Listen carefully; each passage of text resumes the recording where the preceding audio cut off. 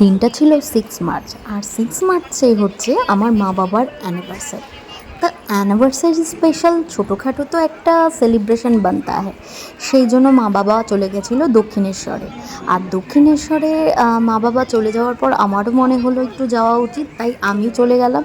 ডিয়ের office থাকার জন্য D যেতে পারলো না, কিন্তু খুবই আফসোস করছিল, কারণ ও যেহেতু যেতে পারেনি তাই। তো আমি এমন টাইমে দক্ষিণেশ্বরের মন্দিরে ঢুকলাম যেই টাইমে মন্দির বন্ধ হয়ে যায়। তো আমার ঢুকতে ঢুকতে হয়ে গেছিলো একটা, আর মন্দির কিন্তু দুপুরবেলা মানে 12টা থেকে 12:30টার মধ্যে বন্ধ হয়ে যায়, আবার দুপুর 3টের সময় খোলে। টিকিট কেটে খেতে হলে কিন্তু 10টার সময় তোমাদেরকে পৌঁছাতেই হবে। আর এই যে দেখতেই পাচ্ছ মা গঙ্গার জল নিয়ে গঙ্গার জল ছেটাচ্ছে আমার গায়ে। তো গঙ্গার জল গায়ে ছিটে একটু শুদ্ধ হয়ে আমরা বেরিয়ে পড়লাম দক্ষিণেশ্বরের চারপাশটা একটু ঘুরে দেখতে, কারণ মন্দিরে তো ঢুকতে পারবো না। মা বাবার অলরেডি পুজো দেওয়া হয়ে গেছিলো, ভাগ্যিস ওরা লাস্ট টাইমে গিয়ে পুজো দিয়েছে কোনো মতে আর কি, দৌড়ে দৌড়ে। তো যেহেতু ওদের পুজো দেওয়া হয়ে গেছে আর আমি যেহেতু ঢুকতে পারবো না, সেই জন্য কী আর করা, আশপাশটাই একটু ঘুরে ঘুরে দেখছিলাম। তোমরা যদি মায়ের ভোগ খেতে যাও তাহলে কিন্তু সকাল সকাল তোমরা চলে যাবে, 10টার মধ্যেই টিকিট কাটবে 100 টাকা দিয়ে পার হেড। তারপর প্রসাদ তোমরা নিতে পারবে 12:30টা থেকে, মন্দির বন্ধ হওয়ার পর। এই যে হনুমানের দল চারিদিকে একদম ভর্তি, আর ওই যে আমার বাবা স্লো মোশনে আসছে রীতিমতো। আর এই হনুমানগুলো কিন্তু একজনের হাত থেকে পুজোর ডালা নিয়ে জাস্ট ফুলগুলো খেতে আরম্ভ করলো, মানে জবা ফুল জাস্ট খেতে আরম্ভ করলো, আর সন্দেশগুলো পুরো ফেলে দিল। মানে এত খারাপ লাগছিল দেখে, কি আর বলবো। ঘুরতে ঘুরতে আমরা চলে এলাম মন্দিরের ঠিক পাশে, যেখানে সবাই ওয়েট করছে কখন মন্দিরের গেট খুলবে, আর কিছুটা বিশ্রামও নিচ্ছে। ক্যামেরা নিয়ে ঢুকতে হয় ভেতরে।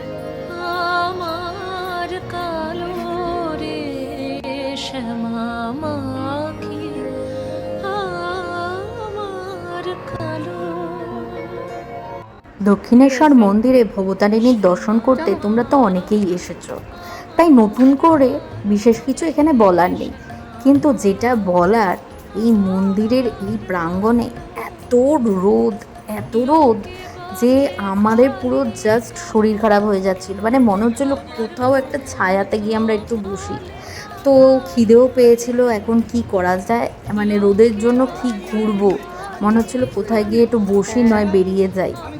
আর পুজোও ঠিক দেওয়া হয়ে গেছিলো দুজনে। তো অ্যানিভার্সারি স্পেশাল বলে কথা, তা খাবো কি, মা আর বাবা তো বললো যে নিরামিষ খাবে। তো নিরামিষ মন্দিরে এসে, তো মন্দিরের পাশেই একদম নতুন খুলেছে, আমিও জাস্ট জানতাম না এটা, এই শুনলাম যে নিরামিষের দোকান পরপর রেস্টুরেন্ট টাইপের এরা করেছে এখানে। তো তার আগে একটা ছোট্ট জায়গা চোখে পড়লো, যে জায়গাটা বললাম যে চলো ঘুরে আসি। তো সেই জায়গাটা ঘুরে দেখালাম তোমাদেরকেও, দেখে তো বলো কেমন দেখে বলো তো কেমন লাগছে জায়গাটা। গিয়েছিল সেই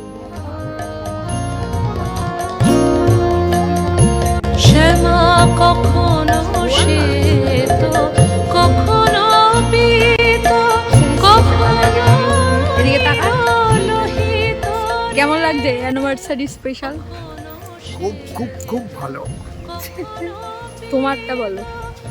আমার একই লাগে। এই আমি normal।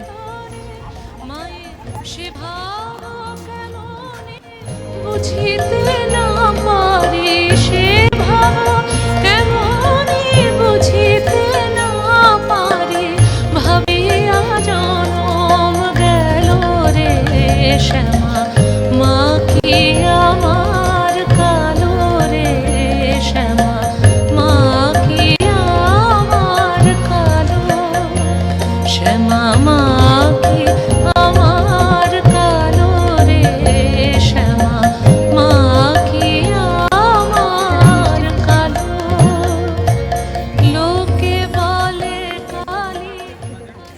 চলে এসেছি ফুড প্লাজাতে। ফুড প্লাজা কিন্তু একদম মন্দিরের ভেতরেই, যেখানে সমস্ত কিছু ভেজ খাবার পাওয়া যাবে, তোমরা আরামসে বসে খেতে পারো, এবং খাবারের কোয়ালিটি সেটা গিয়েই তোমাদেরকে বলছি, চলো ভেতরে। তো মা নিয়েছিল দই বড়া, আমি নিয়েছিলাম পুরি, আর বাবা নিয়েছিল ধোসা। এই হচ্ছে আমাদের দুপুরবেলার লাঞ্চ, এবং তার সাথে অবশ্যই লস্যি ছিল। আর ফুড প্লাজা কিন্তু বন্ধ হয় 12:30টার মধ্যে। এরপর অ্যানিভার্সারি স্পেশাল কিছু ছবি টবি তুলে আমরা বাড়ি ফিরলাম। তোমাদের এই অ্যানিভার্সারি 100 ইয়ার্স অবধি আমরা সেলিব্রেট করতে চাই। খুব ভালো থেকো তোমরা, দেখা হচ্ছে নেক্সট ভিডিওতে। ভিডিওটা যদি ভালো লেগে থাকে তাহলে প্লিজ লাইক শেয়ার সাবস্ক্রাইব করে দিও। টাটা।